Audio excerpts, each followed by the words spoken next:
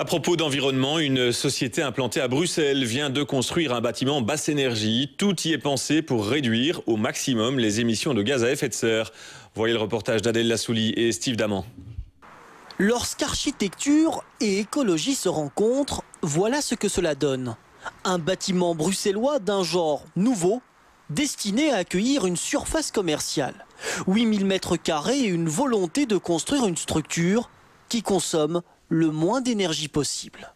Nous avons voulu ici construire un bâtiment qui n'a pas besoin d'air conditionné, avec énormément d'éclairage naturel. On a en quelque sorte recréé un espace de marché comme des grandes halles, ce qui est assez nouveau, mais qui est en fait faire revivre un concept qui était là dans le passé, c'est-à-dire un espace convivial où quand on fait ses achats, on sent des courants d'air, ou quand on fait ses achats, on sent la luminosité qui varie. Le bâtiment a été pensé en collaboration avec le département architecture et climat de l'UCL. Un projet audacieux puisqu'il économise plus de 7250 tonnes de CO2. Pas de climatisation, la structure sera refroidie en ouvrant des parois durant la nuit. Pour les matériaux, la démarche se veut écologique également.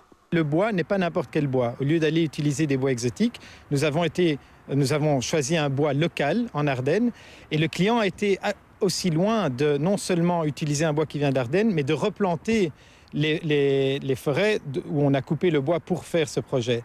Donc il y a vraiment quand on parle d'écologie, il y a vraiment un cycle complet qui est fait avec ce bâtiment.